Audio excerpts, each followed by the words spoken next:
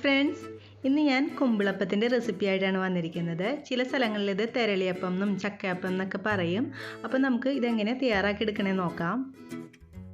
കുമ്പിളപ്പം സാധാരണയായി ചക്ക വെച്ചിട്ടാണ് തയ്യാറാക്കുന്നത്. അപ്പോൾ ഞാൻ പഴുത്ത ചക്കക്ക് പകരമായിട്ട് ചക്ക വരട്ടി വെച്ചിരിക്കുന്നതാണ് കേട്ടോ എടുത്തിരിക്കുന്നത്.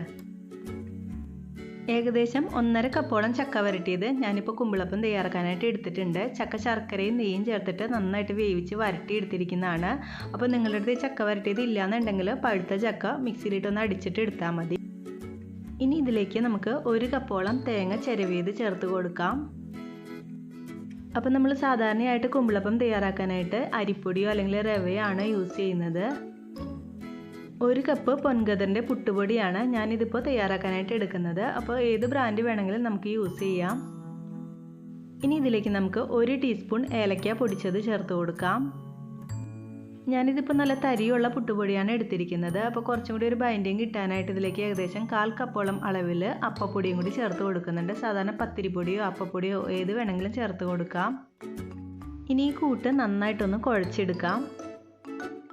നിങ്ങൾ ഇതിനായിട്ട് പഴുത്ത ചക്ക മിക്സിയിലിട്ട് അടിച്ചാണ് എടുക്കണമെന്നുണ്ടെങ്കിൽ കുറച്ച് ശർക്കരപ്പാനി കൂടി ഒഴിച്ചിട്ട് നന്നായിട്ട് കുഴച്ചെടുക്കാം. ഞാനിപ്പോൾ ഓൾറെഡി ശർക്കരപ്പാനി ഒഴിച്ചിട്ട് ചക്ക വേവിച്ചെടുത്തുകൊണ്ട് പിന്നെ ഇതിലേക്ക് ചേർത്ത് കൊടുക്കുന്നില്ല.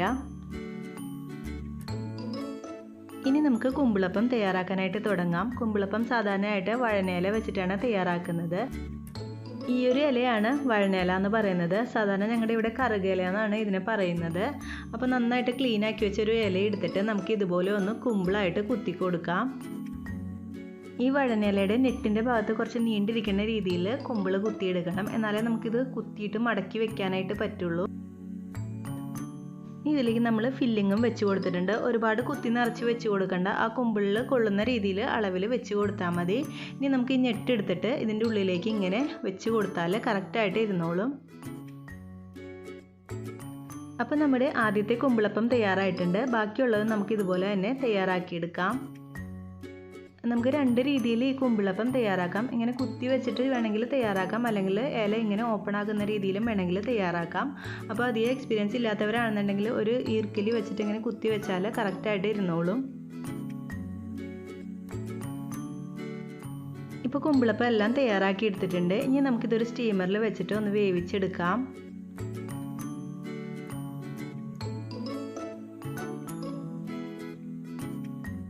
എല്ലാ കുമ്പിളപ്പവും സ്റ്റീമറിൽ വെച്ച് കൊടുത്തിട്ടുണ്ട്. ഇനി ഇത് അടച്ചു വെച്ചിട്ട് ഒരു 20 മിനിറ്റ് നമുക്ക് വേവിച്ചെടുക്കാം. ഇപ്പോൾ നമ്മുടെ കുമ്പിളപ്പം നന്നായിട്ട് വെന്ത് വന്നിട്ടുണ്ട്. ആ വഴനയിലയുടെ ടേസ്റ്റും കൂടി കുമ്പിളപ്പത്തിൽ വന്നു കഴിയുമ്പോൾ നല്ലൊരു ടേസ്റ്റാണ്. അപ്പോൾ നിങ്ങൾ എല്ലാവരും ഒന്ന് ട്രൈ ചെയ്ത് നോക്കുക. വീഡിയോ ഇഷ്ടമായാൽ ലൈക്ക് ചെയ്യാനും ഫ്രണ്ട്സിനായിട്ട് ഷെയർ ചെയ്യാനും പിന്നെ നിങ്ങളുടെ കമൻറ്റുകൾ അറിയിക്കാനും മറക്കരുത്. താങ്ക്